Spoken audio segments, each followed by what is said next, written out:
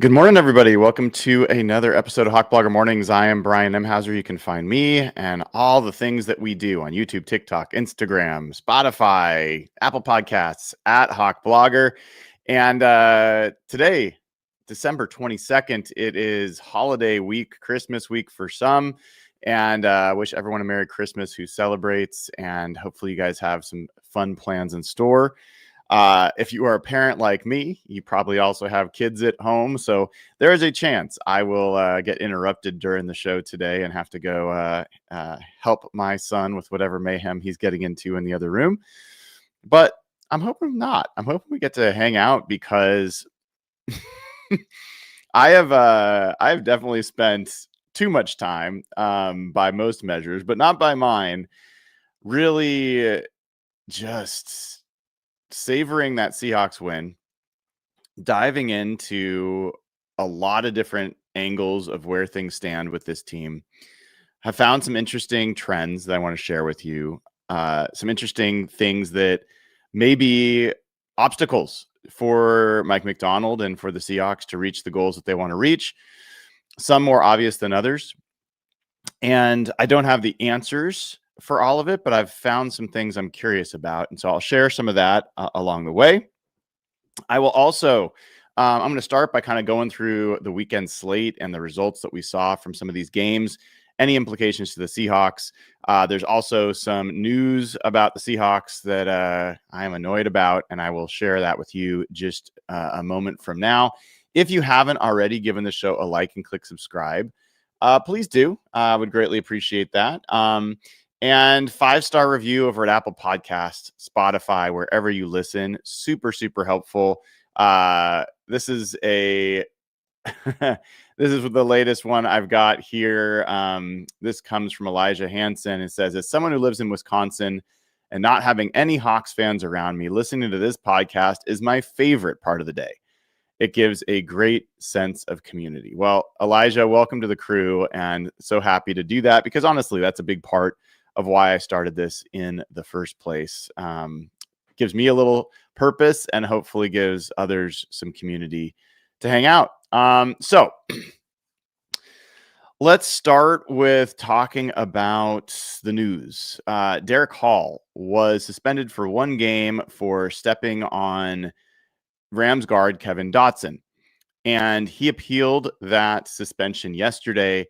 The ruling came down this morning that his suspension was upheld.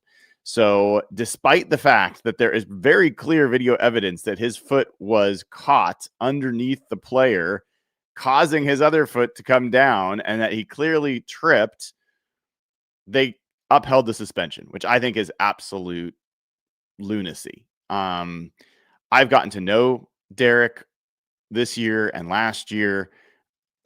There's just zero chance that this guy intentionally tried to step on a player lying on the ground to hurt him. Like, there's just no way. And the fact that the appeal was did not result in a reversal of the suspension, to me is really, really frustrating. Like, that's not who he is. And I think there's pretty clear evidence that that's not what he did. In any event, that's the ruling. That means Derick Hall will be out this week. That also means that the Seahawks will play the Carolina Panthers in Carolina down one of their starting edge players. And despite the fact that Derick Hall has not had a ton of what you consider, counting stats this year in terms of sacks and things of that in that regard, he has been one of their best edge players. And if you look at who leads the Seahawks in pressures on the edge, it is DeMarcus Lawrence with 44 pressures. Uchenna Nwosu has 41. And then it's Derick Hall with 37. I think what this will likely mean is that the three edge players, DeMarcus Lawrence, Uchenna Nwosu, Boye Mafe, that still are with the team, will play extra snaps this weekend. It could also mean that Connor O'Toole, who has been active lately, undrafted free agent, edge rusher, has been with the team all season, could get some snaps. So that's a possibility as well. But in general, anyone that's asking about Jared Ivey, if that's on your mind, Jared Ivey could be in the mix as well. Generally, Jared Ivey is more of a DeMarcus Lawrence clone in terms of kind of a big edge.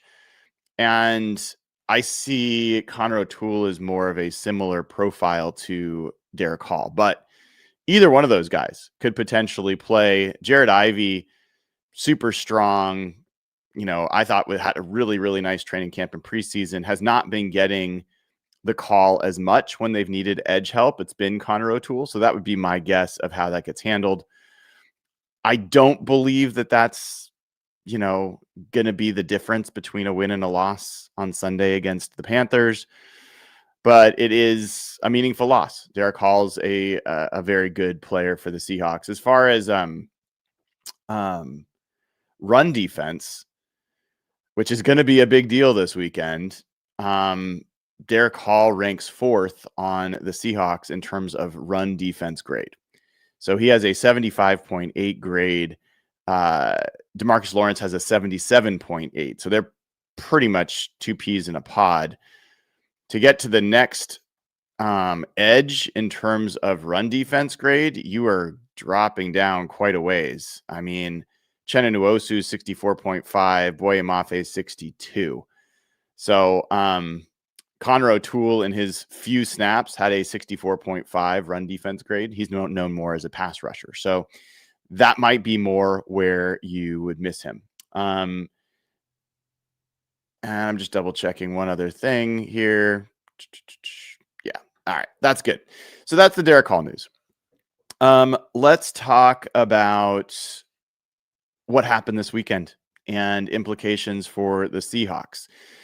So first of all, how fun is it to be able to watch football for a whole weekend and have a win in the bag against your biggest competition and a historic classic win at that?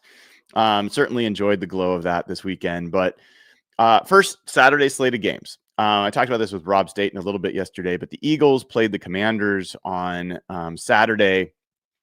They won 29-18, and that was a game that was close most of the way. In fact, the Commanders led at halftime 10-7. And this was a game where, Jalen Hurts operated more under center than he has most of the year. So they're trying some things there. He finished 22 of 30 for 185 yards, 2 touchdowns, no picks. So a good, efficient game, not necessarily a lot of volume in terms of the passing, 6.2 yards per throw. Saquon Barkley did rush for 132 yards. That's a big thing for them. I think that's Saquon Barkley has now had 120 yards plus in 2 of their last 3 games after having a stretch where he was having trouble breaking, 80 yards. So they are getting a little bit there, but again, competition matters. They were playing the Commanders, and we all know the Commanders are not exactly the stoutest defense. The last time he had the big 100-yard rushing game was against the Chargers, who are a pretty damn good rushing defense. So that was that. AJ Brown had, I think one of his highest production games, 9 catches, 95 yards. I think that's important for that team. But also important for that team is pass rush, and they just don't have it. They had 2 sacks in that game. Brandon Graham had one of them, and Byron Young, not that Byron Young, but a different Byron Young, had the other. I think it's a team that's struggling on that side against a Commanders team that is not that good. And by the way, the Commanders not only didn't have Jaden Daniels, but then Marcus Mariota went out injured. So Josh Johnson had to finish that game. And that's when the Eagles pulled away. So I still, the Eagles are the Super Bowl champs. Until someone knocks them off, they're going to be tough. But generally, I'm not sure they're trending in a direction where they are, your biggest concern. The other Saturday game, this was big. Obviously, the Packers-Bears. The Bears win this game in shocking fashion, recovering an onside kick, getting a a deep pass from Caleb Williams that DJ Moore caught. Absolute beautiful throw, beautiful catch to win that game. Really fun game to watch in terms of the wind and watch. I thought I've never had more fun watching kickers kicking field goals. They would kick it, to the opposite side, and the wind would just carry it back into the middle of the goalpost. I was really impressed with the kickers in that game. But this is a big deal, and I think it leaves the Bears with a still very real chance of the number 1 overall seed if they win out. Their remaining schedule is the 49ers in San Francisco on what will be a Sunday night game this coming weekend. And then they play the Lions at home. And we'll talk about the Lions in a second, but that's not looking to be quite as tough of a game as it had been a few weeks ago. If they can get the win in the 49ers, then they'll be, hoping that the 49ers can beat the Seahawks, and then they'll be in good shape for that number 1 seed. But this is a big game for the Bears, and it's a typical thing where the Bears, you don't know what to make of them, but Caleb Williams through 3 quarters is doing nothing, like every time. And then fourth quarter comes around, he winds up with a really nice looking game, 19 of 34, 250 yards, 2 touchdowns, no picks, no sacks, an 81 QBR, also rushed for 30 yards, kept a number of plays alive. So, this was, I thought, one of Caleb Williams' better games overall. And their running game is their bread and butter, 150 yards on the ground. Again, this team just really has a great offensive line and likes to lean on people. So they did this without Rome Odunze, without, I think they were missing another receiver. I'm spacing on his name, but they're without a couple of key receivers and still managed to, beat the Packers. Now, the Packers lost Jordan Love to a concussion, and I thought the concussion looked pretty bad. I mean, he was out right away. We'll see what his prognosis is for his next game. They are going to be home against the Ravens on, I think that's a Saturday game. It is a Saturday game, an evening game. And then they're at the Vikings. So the Packers are, if they lose to the Ravens, they'll be 9-6. They're teetering. So this is a team that they really blew this game. Some turnovers inside the 5-yard line in the red zone. Obviously the onside kick. Just not a lot of good stuff there. And they had 0 sacks in this game. They had 4 quarterback hits. By the way, the Bears, not a great defense either. They had 2 sacks in this game, 5 quarterback hits. So keep that in mind in terms of, it's not just everyone focuses on the offenses of these teams. I think it's really important to see the defenses. Continuing through other games that mattered. The Bills barely beat the Browns 23-20. Bills are just a hard team to figure out. The Cowboys are out of the playoffs, if you didn't already know that. The Titans blew away the Chiefs. That was without Patrick Mahomes, and then Gardner Minshew tore his ACL, it looks like. So he also was out. So, congrats to the Titans on getting the win, but, the Chiefs are really, really cooked. Then we get to a game that might not seem like it has much to do with anything, but the Bengals walloped the Dolphins. Why would we spend any time on this game? Well, the Dolphins play the Tampa Bay Bucs next week, and I'll explain why that matters in a second. But the Dolphins started Quinn Ewers at quarterback. They benched Tua Tagovailoa, and Quinn Ewers went 20 of 30 for 260 yards, no touchdowns, 2 picks. He did average 8.7 yards per throw.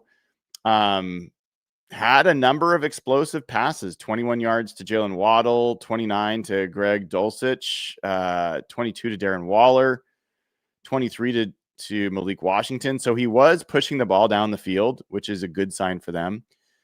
They did run the ball relatively well, 129 yards, but that defense could not slow down the Bengals. The Bengals won. This was in Miami, by the way. So they win 45-21. And you've got Jamar Chase going off. You've got T. Higgins going off. And we'll see. The reason this matters is because let me get to the game that matters the most for Seahawks fans. The Carolina Panthers played the Tampa Bay Bucs, and this was a fun one. I thought close game throughout, back and forth. Neither team really opened it up that much in terms of the passing game. The Panthers did a little bit more in that regard, but generally this is a game kind of decided on the ground and through just ended up with a defensive stand at the end. But the Panthers beat the Bucs, and what that meant, or what that means, is that the Panthers can clinch the playoffs and the division by beating the Seahawks and by having the Dolphins beat the Bucs. Now, I think it is very unlikely. This will be at Miami. Not that it's that much of a road trip from Tampa Bay to Miami, but these games, the Tampa Bay game against Miami and the Seahawks game against Carolina, will be happening at the same time, 10 a.m. Pacific. So there is a chance that the Bucs are beating the Dolphins badly on Sunday, and that the Panthers know that no matter what they do against the Seahawks, they will have to beat the Bucs in the last game of the regular season in Tampa Bay to make the playoffs, essentially making the game that they're playing against the Seahawks meaningless. There's also a chance that they could see that the Dolphins are surprising and that they are beating the Bucs. And if that's the case, they're going to get all sorts of motivation to know that if they beat the Seahawks, they've clinched the division at home in front of their home crowd. So it does bring this game into, stark relief for that team. If you thought there was a chance that the Seahawks were going to walk in there and the Panthers were for some reason not going to be highly motivated, that's not going to happen. We'll talk more about this Panthers team throughout the week and get you familiarized with what they do well and what their weaknesses are. This is a team that's 5-2 at home. They are a better team at home. They have been all season, and that's where the Seahawks will be facing them. That's where they beat the Rams. The weather as of now, I think, is supposed to be pretty warm, like almost 70 last time I looked. So I don't think weather will play a major role. But this was a game where if you watched it, Bryce Young was probably the most impressive part of the team for the Panthers. And he's had a very up and down year. He ended up with, his numbers aren't that impressive. 21 of 32, 191 yards, 2 touchdowns, no picks, 2 sacks, had a 102.5 passer rating. He also had 4 carries for 20 yards. What was impressive was his ability to create. So when he was under pressure, his ability to avoid the rush, keep his eyes downfield, and still deliver to receivers. One of his touchdown passes came like that, where he was scrambling over to his left. One of the defenders released to kind of pick him up on the scramble. It opened up the receiver, and he just tossed it into the end zone for a wide open touchdown. I thought he looked in command. I thought he was making good decisions. And the Seahawks have at times struggled with quarterbacks that are mobile in the pocket. So, that was the story of the game from my perspective. The Bucs came in there really determined to run the ball down the Panthers' throats, and they did that for the most part. They had 170 yards rushing, averaged over 5 yards a carry. Some of that was Baker Mayfield scrambling, by the way. He had 4 carries for 49 yards. But Bucky Irving had 71 yards. Rashad White had 45 yards. So it was not just quarterback scrambles. The Bucs did not pass the ball much, only 145 yards passing for Baker Mayfield, 1 touchdown. He had 1 pick. This ended the game. Mike Evans made a decision to cut inside on a choice route. Baker Mayfield thought he was going to cut outside, and he threw it to the outside, went right to a Panthers defender who picked it off to end the game. So that's a big one. Again, the Panthers defense, not a lot of teeth there. They did have a couple of sacks. They sent a decent amount of blitzes trying to get at Baker Mayfield. JC Horn obviously is a great corner. He had some moments, but I think he also left with a bit of a hand or wrist injury in that game. So we'll keep an eye on that as things progress throughout the week. So that was kind of the game that I spent the most time paying attention to this week or this weekend. From there, other games that had any meaning, I mean, I'll just mention it. The Jaguars-Broncos game, I thought the Jaguars looked fantastic in this game. Parker Washington, who was a draft favorite of mine out of Penn State, has had a fantastic game in this one. And they really, I think they kind of blew out the Broncos in their home field. It was very impressive. There were some big hits, some guys. I think Pat Bryant was hospitalized for the Broncos on one of the last plays of the game. He's okay. He's been released, concussion, but nothing else serious. Trevor Lawrence took some big hits in this one. Bo Nix kind of, he kind of shit the bed, to be honest. One touchdown, one interception. He had a bunch of yards, 352 yards, but did not have a great game.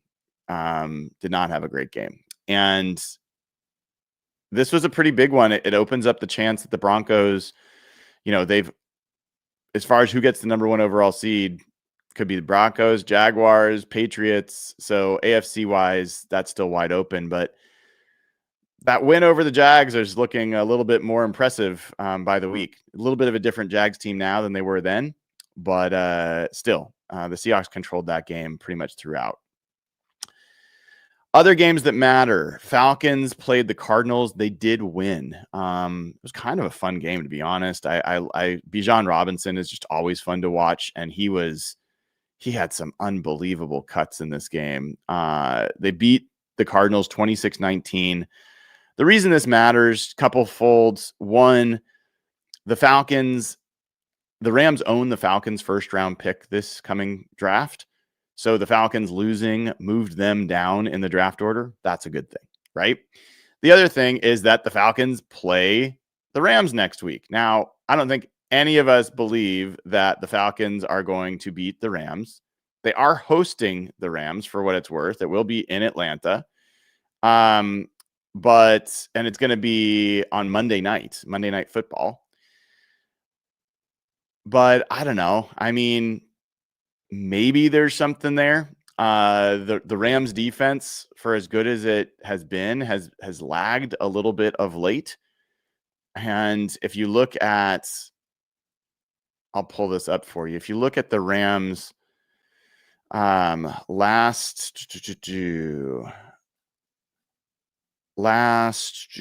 talk about the last 4 games. They played the Panthers. They gave up 31 points. They only gave up 17 to the Cardinals, and that was a joke, but they did give up 314 yards to them. They gave up 34 points to the Lions. They gave up 38 points, 30 in regulation, but 38 points to the Seahawks. So they've given up 30 points or more in 3 of their last 4 games. That's some reason for hope against the Falcons. Also, the Falcons still do have a pretty decent pass rush that could show up a little bit. But I mean, let's look real quick. I'm curious what the odds are for Falcons Rams. Pull this open real quick. Yeah. Rams are 8 to 8.5 point favorites. That's about right. But we'll see. Who knows? Miracles can happen. And then the Cardinals also lose, so they're 3-12. Unbelievable. Cardinals started the season 2-0. 2-0. Just the quick math there. They've gone 1-12 since then. Yikes. Yeah. So they're going to get a high pick in a really bad draft. Maybe they pick a quarterback in a bad quarterback draft, and the Cardinals' nightmare just rolls on. I think that's mostly it. I kind of watched the Patriots-Ravens game for weird reasons. I wanted to make sure that the Patriots gave up enough points to the Ravens that the Seahawks were still number 2 in points allowed, which they are. But that's really it for the weekend slate in terms of what happened there.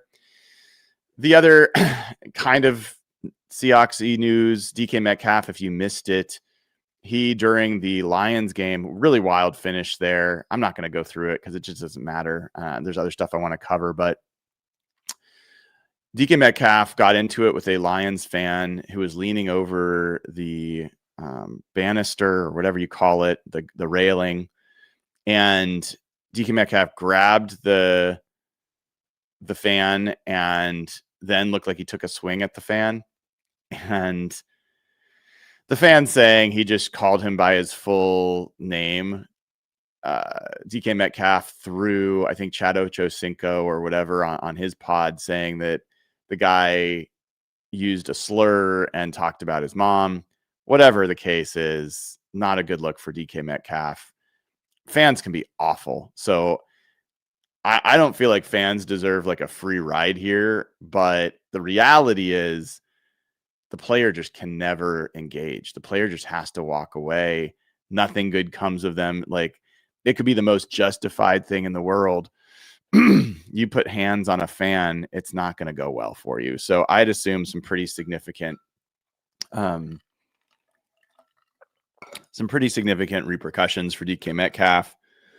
I wouldn't be surprised if it's a multiple game suspension, to be honest. But we'll find out. And it's a little bit of a he said, she said, because I doubt anyone's got audio of what was said. All right. So that kind of takes you through the weekend slate. Where does this leave the Seahawks? Well, it leaves the Seahawks as the team with the most wins in the NFL, tied for the most, but still, they have as many wins as any other team in the NFL with 12. The only other teams that have 12 are the Broncos and the Patriots. The Seahawks have the top point differential in the NFL, plus 164. Only the Rams are close at plus 158. That makes the Patriots are down at plus 110. So a pretty decent distance away. The Seahawks are also number 1 in DVOA again, just barely ahead of the Rams. And I'll talk about some trends going on there, but Seahawks, not just number 1 in DVOA, they are one of the best DVOA teams in history. The only teams through 16 weeks that have had a higher DVOA rating than the Seahawks: the 2007 Patriots, who went undefeated, went to the Super Bowl, lost; the 1991 Redskins, who won the Super Bowl; the 1985 Bears, who won the Super Bowl; and the 2023 Ravens, Mike McDonald's Ravens, who lost in the AFC Championship. Those are the only teams to be ahead of the Seahawks in DVOA through 16 weeks. We got to start talking, like, we're going to talk about the obstacles. We're going to talk about what's in the way, but it's enough already about whether this team is a true Super Bowl contender. We've been through 16 weeks. Not only do the Seahawks have as many wins as any other team, the highest point differential, highest DVOA. It's also one of the highest DVOAs in the history of the sport through 16 weeks. And oh, by the way, they haven't beaten anyone good, or maybe the Rams game was the only big win. Well, as far as the point differential goes, the Seahawks are 4-1 against the top 7 teams in point differential. Who are the teams that I'm talking about? Well, it's the Jags, it's the Rams, it's the Texans, it's the Colts. Now, the Colts one you can dismiss, but it is real. That's the case. So of the teams that have the best point differentials in the NFL, the Seahawks are 4-1 against those teams. So I think we're running out of reasons to say the Seahawks aren't the best team in the NFL. Now, that doesn't mean that they're going to win the whole thing. It doesn't even mean that they're going to win their next 2 games. But they certainly are deserving of that kind of conversation, and I think that's how we should be treating it. Certainly how I've been treating it for a little while now. Now, I've been doing all sorts of crazy things. The show is going to kind of go in a lot of directions from here. So I'll try to have some visuals to help. This is not perfectly sewn together. This is kind of like an old school Hawk Blogger Mornings where I would just walk through some data. We'll talk through it together, figure out what we think about it as we go. I've been doing a bunch of work on creating some reports based off of what's called NFL Fast R. If you don't know what that is, thanks to Ben Baldwin for creating it, making it available. It's an open source database of every NFL play since 1999. I spent the weekend downloading it, putting it on a server where I can run queries against it, and starting to generate some reports that I'm going to do on a regular basis for myself and, for us and any other folks that are interested.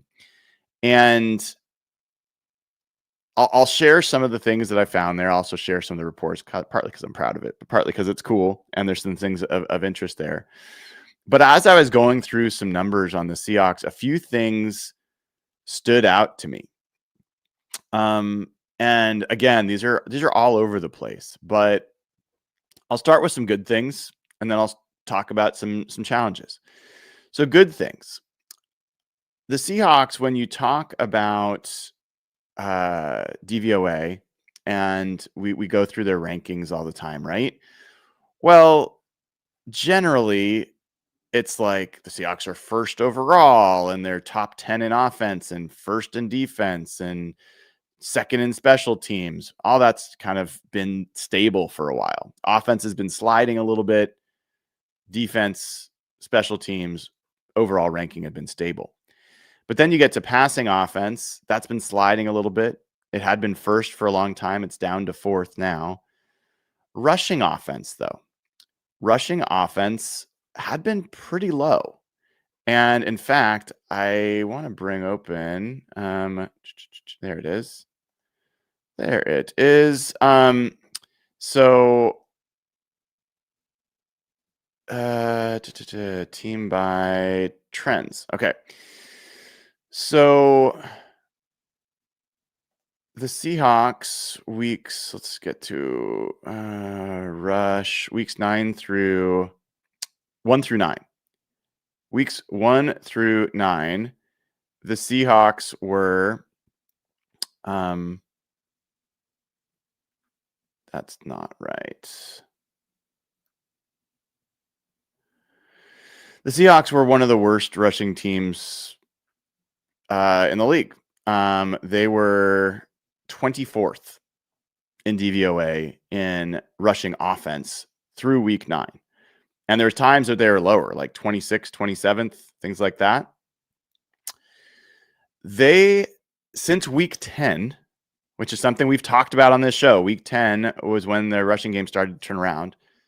They now rank 12th in rushing offense on DVOA since week 10. And overall, for the whole season, they rank 18th. Now, 18th doesn't sound great, but that's getting close to middle of the pack. 16th is dead center. And they're getting pretty close to being a top 10 rushing offense from a DVOA perspective over that time. One of the things that's really cool about that is I got to put this in another view so that you guys can see it. 1 second. Forgive me for taking an extra second here. All right. So here's one of the reports I put together. This is going to be a little bit of an eye chart, but I'll try to zoom in for you. Okay. So here is a look at, let's just look at the offense for a second. We're gonna zoom in and we're gonna look at EPA and success rate trends, and we'll look at the green lines. Okay, look at the green lines here. And what do you see? For the beginning of the season, rush efficiency was always below 0, and generally rushing efficiency is going to be a negative number because rushing is not a super efficient way to move the football. Passing is much more efficient. But what you see is like it's dipping down, and it's through week 6. It's bad. It's very, very bad.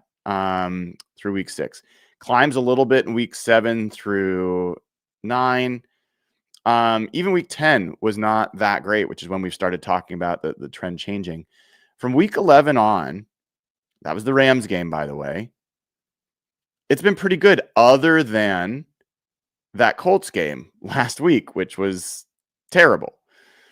But the game against the Rams, that 0.356, folks, I'll bring you back to this chart in a second, but I'll bring you up to another chart for me. Okay,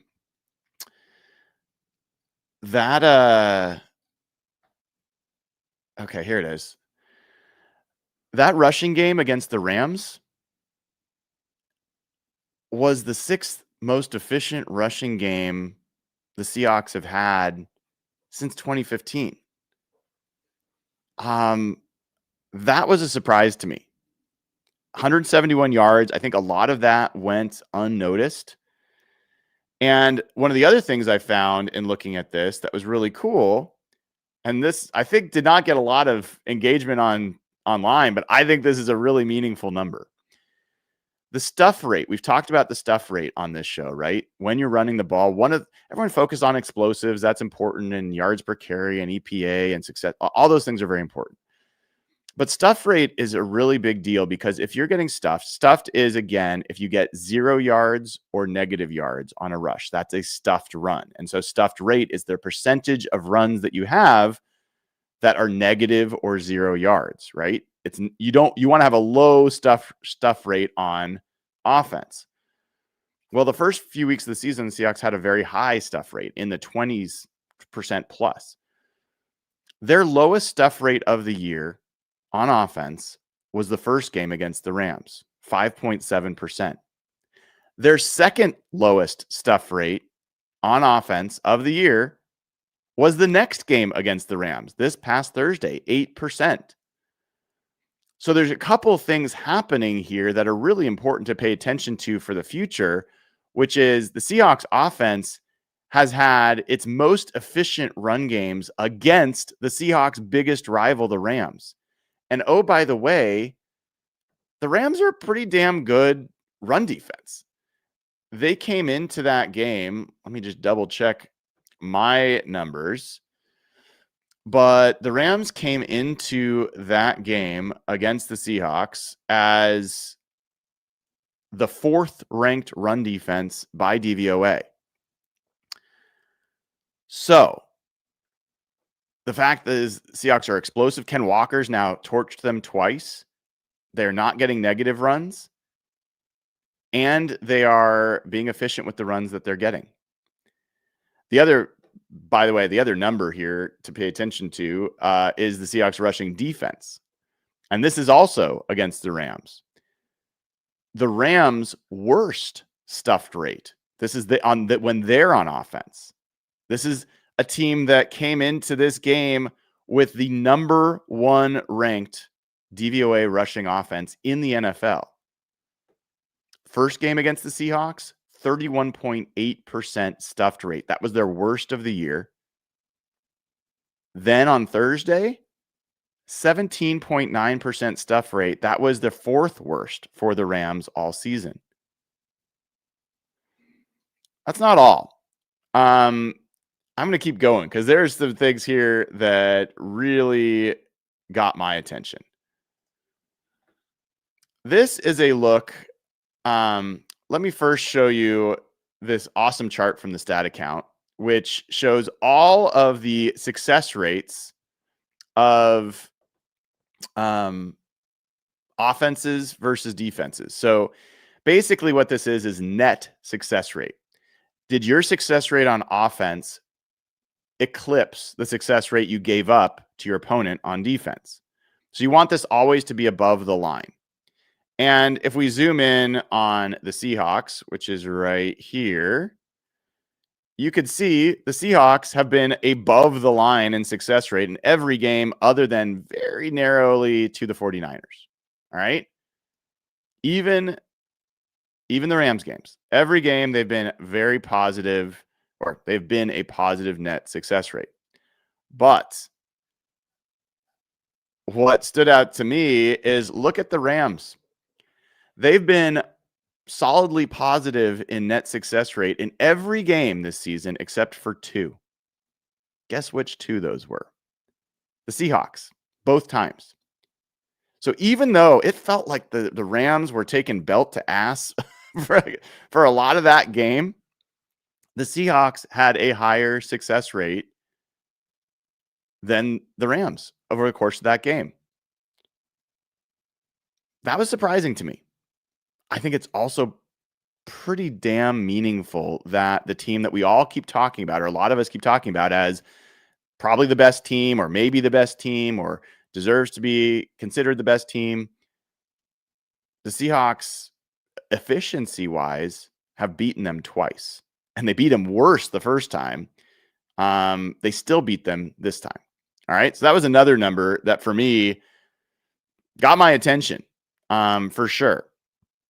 Now, the other thing that I wanted to share here, since we're on run defense and running in general and success rate, this was a look at the Seahawks had just gone through this gauntlet of facing a bunch of really good rushing offenses. The Falcons with Bijan Robinson and Tyler Algier, 7th in DVOA.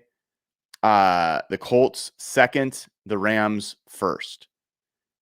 In those 3 games, the Seahawks gave up no runs of 12 yards or more. That is crazy. Like, that is to give up essentially 0 explosive runs, depending on your definition of explosive, to those 3 teams. That's a pretty big deal. Now, the Panthers have the 13th ranked DVOA rush offense. The 49ers have the 19th. So it gets, quote, a little easier, but I wouldn't rest on any laurels. The point is the Seahawks run defense can hang with anybody. So let's get back to this look here about where we were talking about before, the trends in the run game. So that was the EPA. Again, the green line is the run line. And if you guys are like, your eyes are glossing over, I get it. I love this stuff. This stuff is part of, like, I loved pulling up these numbers. I loved coding this stuff. I loved looking at it and seeing, this is part of what I did at my job too. I loved analytics. I love all that stuff. So I'll just keep going, but if this is not for you, I totally get it. So the rushing success rate, if you look at that, you kind of squint from week 3 to week 15. Well, should be all the way up to week 16, but that's a trend line. That's a trend line going up pretty linearly. Now, there's some dips for sure, but the overall trend there, from being, in the 3s and the 2s, the 28%, 34% success rate, to being more often than not 41, 44, 42, 40, and then all the way up to a 46% success rate on the ground against the Rams this game. It's a big deal. So again, I think that there's some positive trends happening there. There's also we should, since we're here, call attention to less positive trends in the pass line. If you look at the blue line, there's some pretty high peaks up through week 8. Those peaks have disappeared since then. So yeah, just something to, I think the Seahawks have become a more conservative team. This actually looks at run plays versus pass plays. Interestingly, the Blues are the pass plays. You can kind of roughly see like how often it was more run plays than pass plays. They've actually, percentage-wise, become a heavier passing team of late. Now, some of that is these last 2 games where they were trailing, and that probably changes the game script a little bit. But yeah, it's something to watch. If you're curious, this is a look at the defensive stuff, and the defense has essentially just been nails most of the season. The pass, EPA and success rate for the Rams game, not good, but otherwise everything's pretty much below the line negative stuff other than the Tampa game earlier in the season. So, that was a piece there. All right. So there's a couple other things I wanted to dive into. One of them is how the Seahawks are doing in the red zone. And I'm going to show you a couple things here to bring this to life a little bit. This is my new reports page that I'm working on. The red zone has been an issue. I want to pull open the latest data on this. I told you about this last week, that the Seahawks had actually ranked number 1 in the NFL in percentage of their drives that were resulting in points heading into the game against the Rams. They were tied with the Rams. All right. And actually, this was from week 10 on. This is like, wondering what's going on with the Seahawks, right? So if we go, let me get from week 10 on again. Actually, week 12. I think it was after the Rams game was the one that we were doing. So I'm going to do week 12 on to make sure we're apples to apples with the new data from the game this week. So the Seahawks have dropped down to 6th over that period of time. But still, an issue is that they're scoring too many field goals and not enough touchdowns. Part of the reason they won this game against the Rams is because they did score touchdowns instead of field goals in a lot of situations. Well, if you look at this cumulative season red zone performance, and this is kind of a look at breaking down red zone into not just one number, but different parts of the red zone. How is the team performing at different levels? So high red zone, 11 to 20 yards, mid red zone, 6 to 10 yards, and then goal line, 1 to 5 yards. And here's just a quick report, like visual way to look at it, right? So over the course of the season, the Seahawks have been pretty good in the high red zone. 0.102 positive EPA, 39.7% success rate's not great. 11.5% TD rate. That's not terrible, right? Now, goal line, they've also been pretty darn good. Over a 52% success rate, 42% touchdown rate, positive EPA. Mid red zone has not been great. 6 to 10 yard line, negative EPA, a little bit higher success rate, but a 16% touchdown rate. All right. So just keep this in mind for a second. Full season report in the red zone, high red zone, pretty good. Mid red zone, weak spot, goal line, pretty good. So let's go and look at how it's been trending of late. And I think I've got a chart already ready that I can share with you guys on this. So look at what's gone on here. This is the high red zone. Remember, over the course of the season, it had been pretty good for them. And you can see up through week 9, all positive EPA. Then from week 10 on, there's been some struggle. Like there's been some games where it's been very good. But week 10, week 11, week 15, week 16, all negative EPA in the high red zone, 11 to 20 yard line.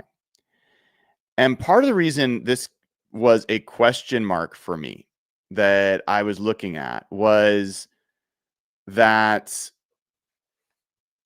I've noticed that when the Seahawks get to the high red zone, they seem to run the ball a lot. And in fact, I'm trying to think, is there an easy, quick way for me to figure out percentage of plays that are runs? I think I can do this quickly. Let's try it.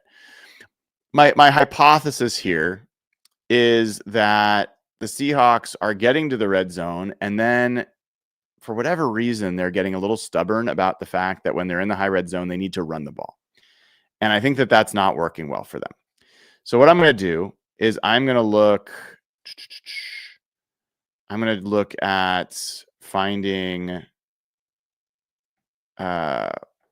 starting field position. Okay. This is at the opponent's 10 to 20 yard line. All right. And we are going to say play type. Well, it doesn't really matter. Play type. Let's make it a play from scrimmage so it's not extra points and field goals and stuff like that. And let's see over the course of, they're going to do the full season to start with. I'm going to see whether the Seahawks have a different trend, propensity for what they do in this situation. So the Seahawks offense on the year have 48 rushes and 42 passes in that situation. And I want to pull that into a spreadsheet real quick. I told you I'm going to go all over the place in this one because this is a working session, folks. We're working together on this. I want to do a quick percentage of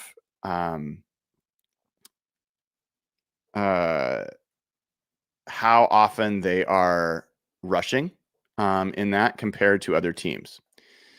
And then we're going to see how their effectiveness is at rushing in the high red zone. So we're going to do, I'm not going to go deep here because this is probably a project I should do off air, but I am just curious and it won't take too long to at least get some initial numbers.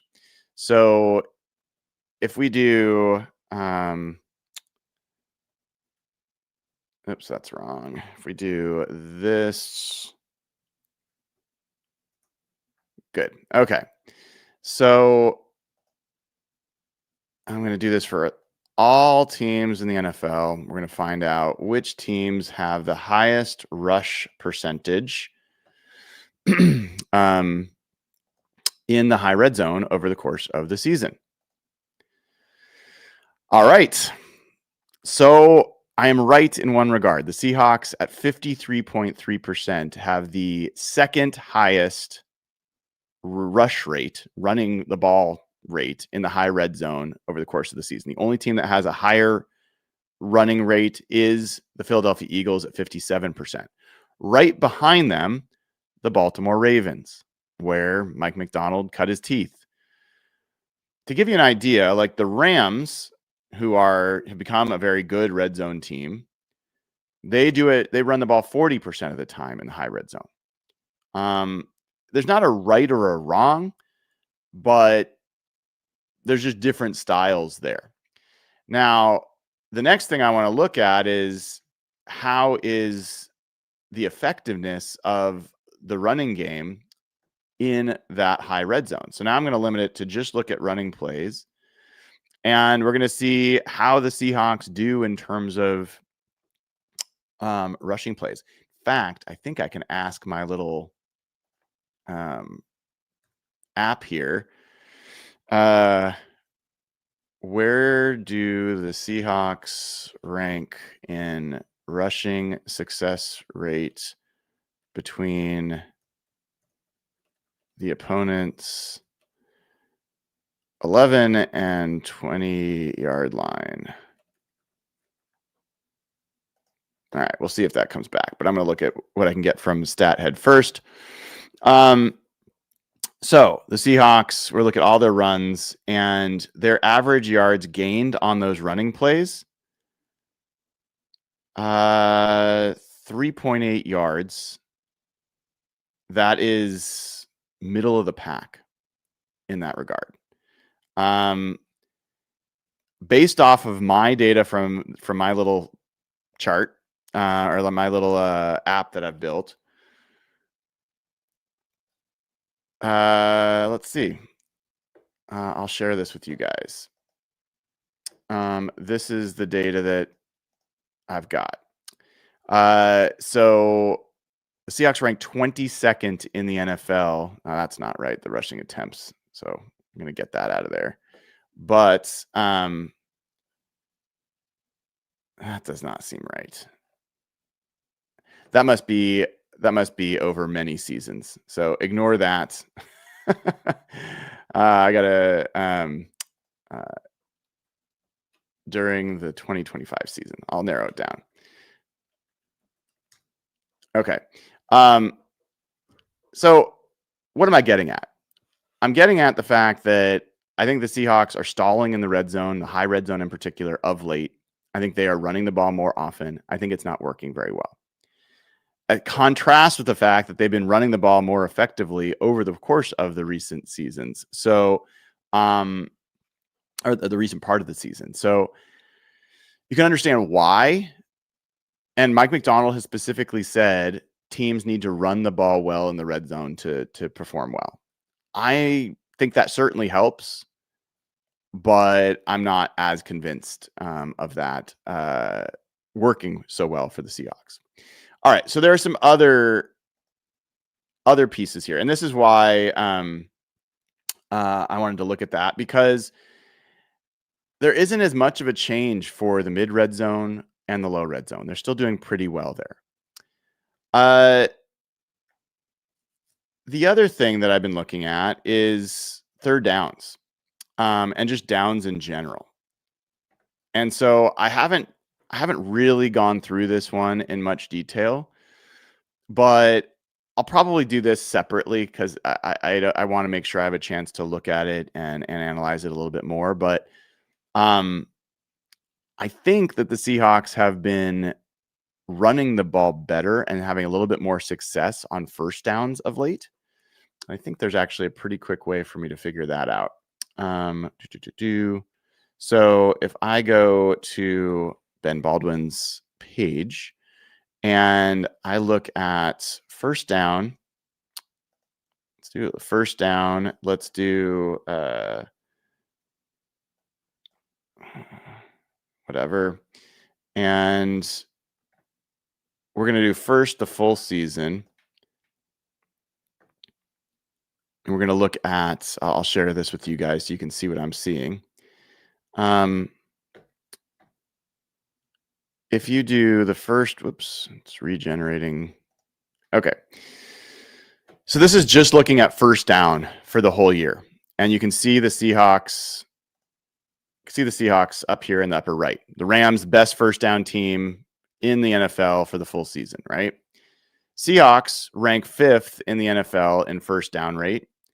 And rushing success rate, though, if you look at the Seahawks, they're 18th over the full season. But this is what I want to do. Let's limit this now to week 10 on. And this is just first down. We've looked at overall rushing success rate and how it's improved, but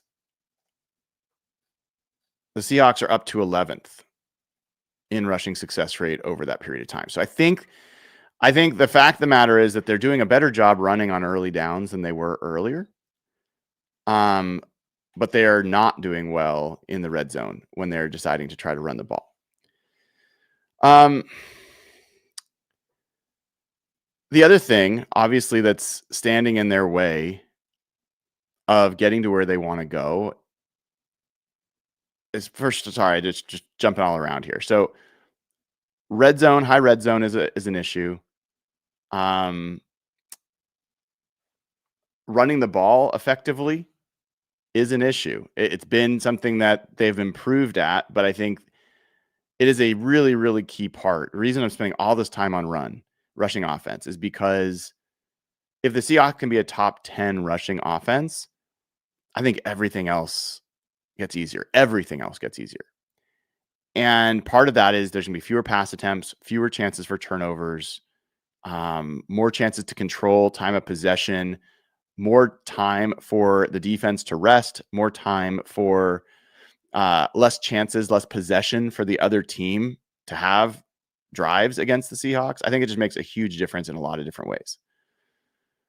But the other real obstacle for the Seahawks and where they want to go is turnovers. And as it stands, the Seahawks rank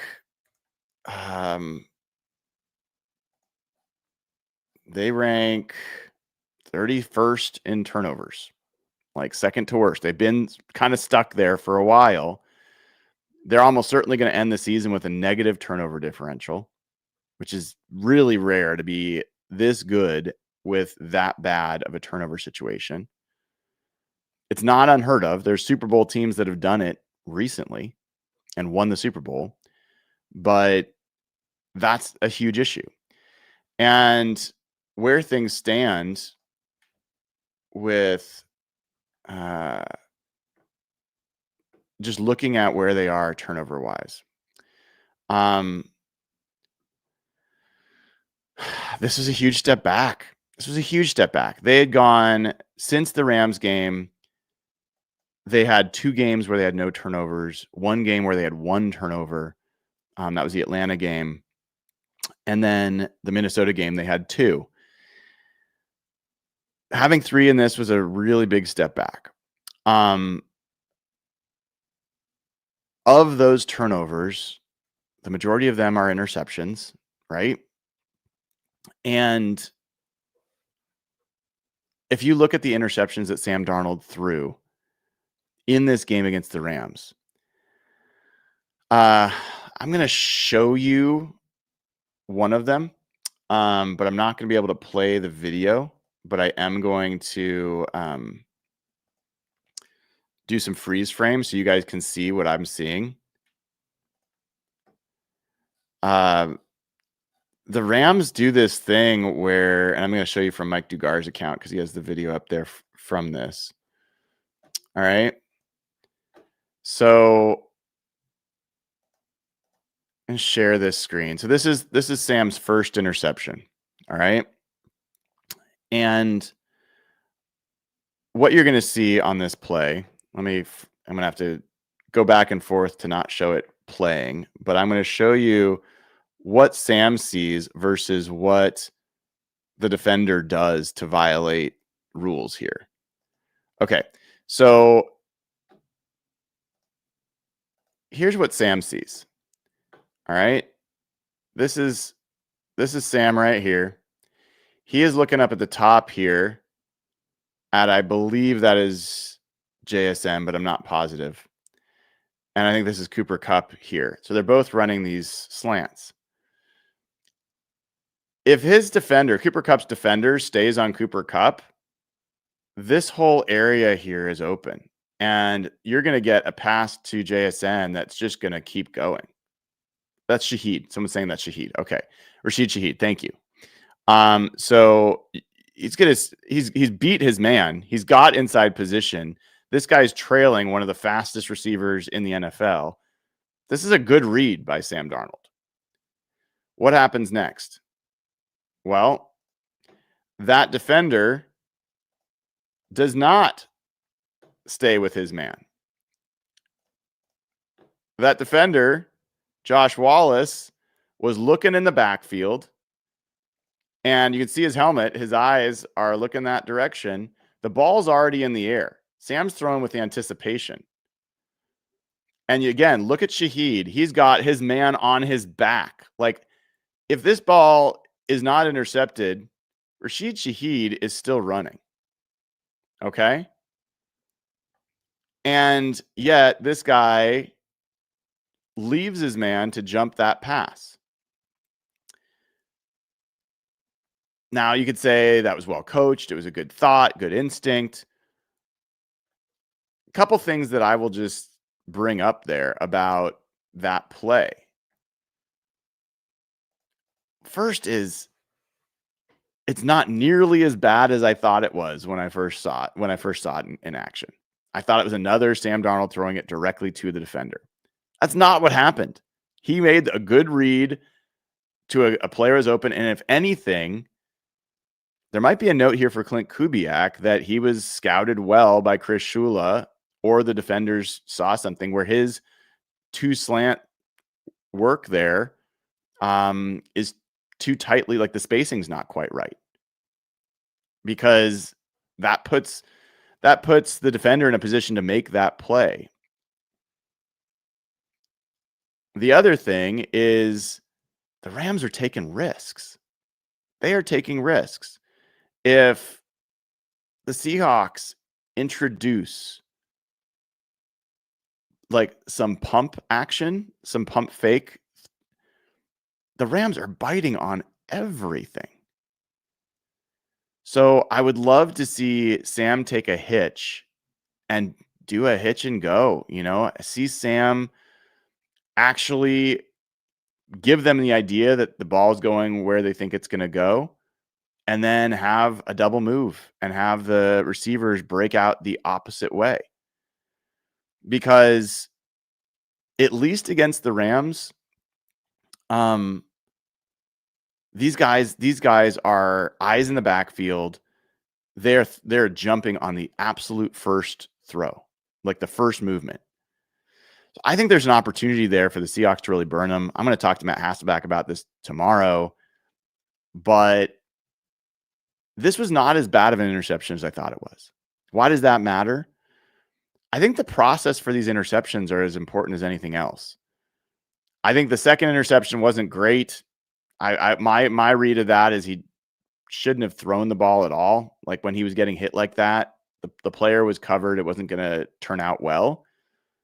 So I put that on Sam. At the same time, the Seahawks, I believe that was a third down. I can go back and look, but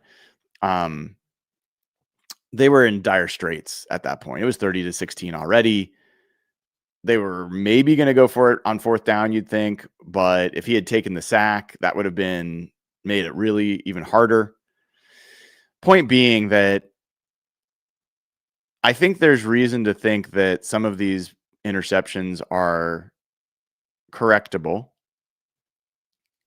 I also think that Sam Darnold went back and threw a ton of great passes after these and did not really put the ball in harm's way the rest of the time.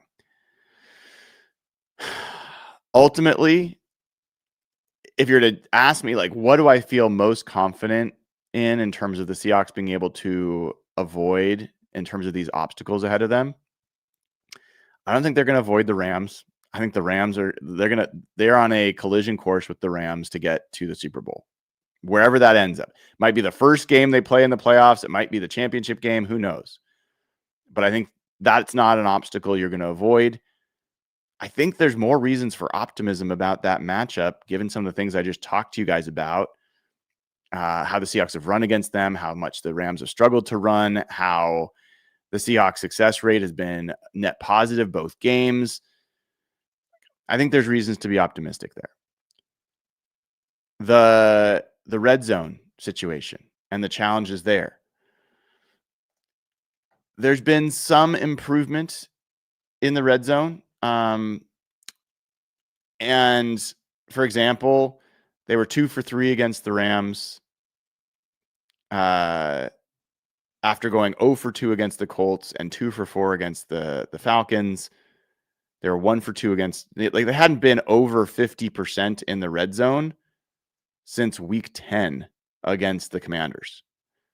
So that's progress. But I still think the high red zone, to me, I think there's some play calling changes they make there. I'm pretty optimistic, since they've been good there all year, that maybe that there's some things that they can correct or self-scout to improve there. Turnovers, I've got the least confidence of that getting better. I think the way that I would feel most optimistic about the turnovers improving is if the Seahawks are able to continue running the ball. Period. The less dropbacks, the less situations where Sam Darnold is having to deal with that, high volume of passes or passes under pressure, the less chance that he's going to turn the ball over. It's just a math situation. It's not like hard analysis. That's just a reality. The other factor there in terms of turnovers, let's pull this up real quick. I'll look at this on PFF. How many of Sam Darnold's interceptions have come when he was being pressured or blitzed? Let's look at that real quick. So Sam Darnold.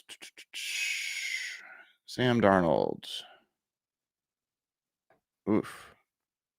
Where is it? Sam Darnold. Okay.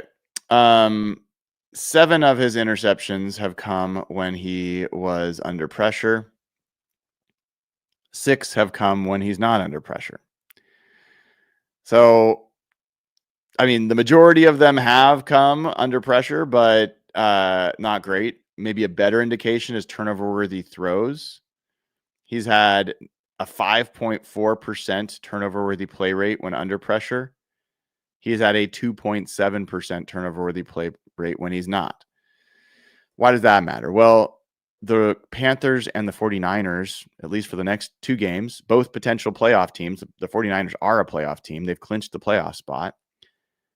They're the 2 lowest pressure rate teams in the NFL. So Sam Darnold should be in a pretty good situation to not be under pressure. And everyone there's be like, oh, yeah, but look at how they played against the 49ers in the first week. Well, the 49ers in the first week had Nick Bosa and Fred Warner, and Clint Kubiak had no idea what his offensive line was going to be like or how Sam Darnold was going to play or any of this other stuff. I don't think the first game has almost any relevance on how the Seahawks offense will perform in the next game against the 49ers. But this does, I think, indicate teams that struggle to rush the passer and teams that struggle to defend the run are not going to be good matchups for the Seahawks. I think those are the teams where the Seahawks offense is going to be able to operate really effectively. If there's a team that is really good rushing the passer, it's not rocket science. That's probably one of the harder matchups for the Seahawks. Now, if you're a good pass rushing team, but you have some coverage deficiencies, the Seahawks can make up for that. They've done that all year. If you're a good pass rush team, but you're a bad run defense team, Seahawks can also now start to show that they're able to make up the ground there as well. So they're starting to find more ways to combat this issue. I don't think all of a sudden Sam Darnold's not going to turn the ball over. I just don't believe that. The difference between Sam Darnold and a guy like Jimmy Garoppolo, who is a turnover machine and did go and play in a Super Bowl with 49ers, is Sam Darnold's propensity to make the big throw, a play that a downfield, like Jimmy Garoppolo was not a downfield passer, was not a guy that was known for big plays. He was kind of just a game manager. He was pretty good in the intermediate area, sometimes in the middle of the field, but he didn't have the big play potential that Sam Darnold does. So, yeah, we'll find out. Let me get to some super chats here as I've been rambling for a long time. We've got Brent Uendo says, do you think the Rams played 4th down aggressively, knowing that they already had a win under their belt? Do you think they'd risk that again in the playoffs?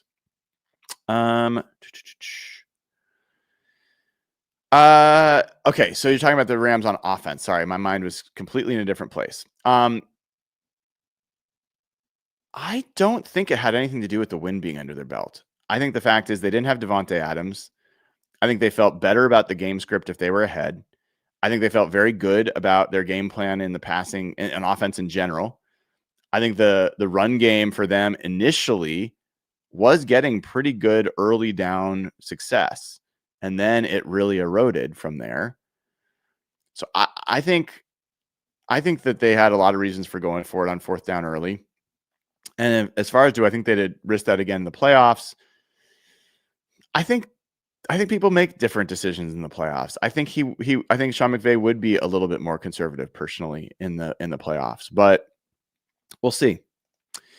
Jaden Cruz says, "Can we get McDonald versus McVay prime time every time they match up?" Well, the rest of this year, you can guarantee that's going to be the case because next time they play, it's going to be in the playoffs. Drake Govid says, "Thoughts on DK and LaShawn McCoy takes on Sam?" Thoughts on DK? I already talked about DK, so I'm not going to go back over that. You can rewind if you want to listen to my DK stuff. LaShawn McCoy, I haven't heard his takes on Sam. I'm not sure I give a shit what LaShawn McCoy thinks about Sam. I mean, I'm guessing it's negative. Maybe I'm wrong, but I'll give you my take on Sam. You guys can decide if you care about that. I think Sam is how do I put it? I think Sam is a incredibly talented quarterback who's a really good fit for this team, who has some really significant processing flaws. His decision making about when to run, when to take a sack, when to throw it away, even how to throw it away. The fact that he throws it at people's feet downfield as opposed to throwing it over their heads and out of bounds, I think has led to a couple times where it's bounced off helmets and turned into interceptions. I'd rather he just throw it out of the building, you know? And I think he also plays with a lot of anticipation. That's shown up in training camp where receivers talked about that they had to get used to him throwing the ball before they were out of their breaks. And that can get you into trouble. It can be really, really great where you can make some throws nobody else can make because you're willing to do that. But it also really puts you at risk. I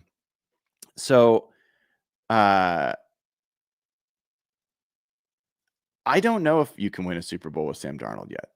That's where I'm at. I don't know. I wish I could be definitive about it. He's made enough errors in judgment that were critical and costly that I can't just forget those and pretend that they didn't happen. He's also, I mean, there's a narrative out there about the fact that he's he doesn't step up in big moments. He's not clutch. And I put this out there the other day as well, just to combat that narrative.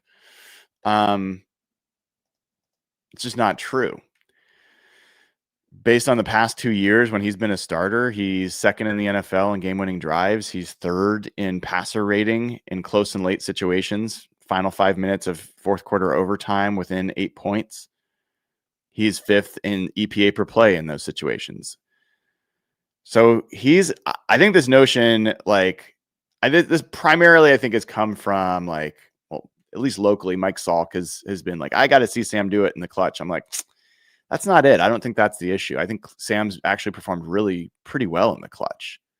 Even the times where he didn't all the way bring them back, like the 49ers game, he got them down to the red zone in no time. And then, that's a pretty unfortunate turnover, but it happened.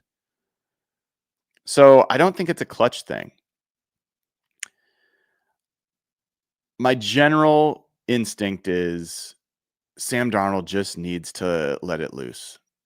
The more he is thinking, the more he's in his own head, the more he's going to make decisions he can't. And I think that the best way to get that version of Sam Darnold and the most positive version of Sam Darnold is for Clint Kubiak to do his job really well. And that means not always passing the ball on third and short. It means, continuing to refine this run game. It means using play action the way you have. I think it means at times getting him out of the pocket, rolling him out, not having him. I think he is less effective directly in the pocket, I think, than when he's on the move. So that's kind of where I see Sam Darnold. I think if somebody says you're too negative, of course you can win a Super Bowl with Sam Darnold, I'd say, okay, like that's fine. You can believe that. I don't think there's evidence yet to support that. If you're like, Sam Darnold's trash, there's no way you can win a Super Bowl, I'd say, like, okay, I don't think there's evidence to support that either. That's part of the fun, is we're going to get to watch that unfold, and we're watching that unfold over the course of the season. If you really, really, really wanted to just say, okay, what does the evidence really show? Seahawks are the number one team in the NFL by point differential, by record, by DVOA.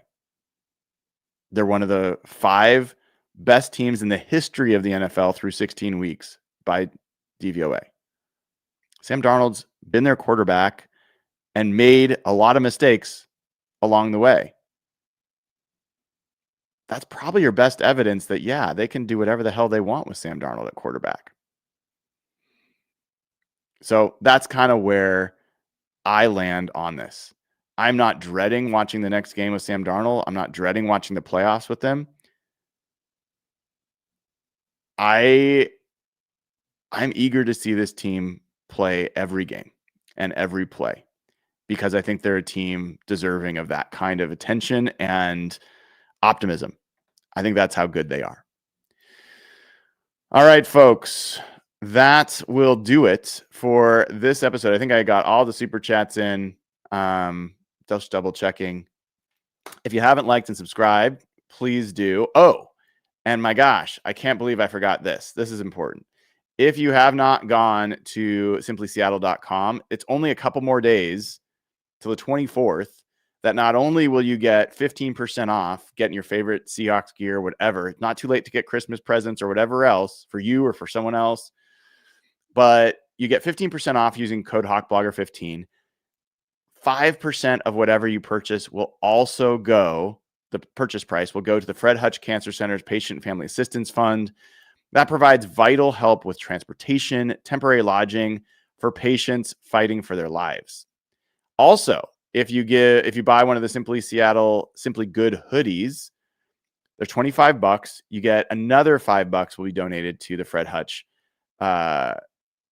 charity. So it's a really good deal for you and for other people. HawkBlogger15 is the code. Make sure you take advantage of it.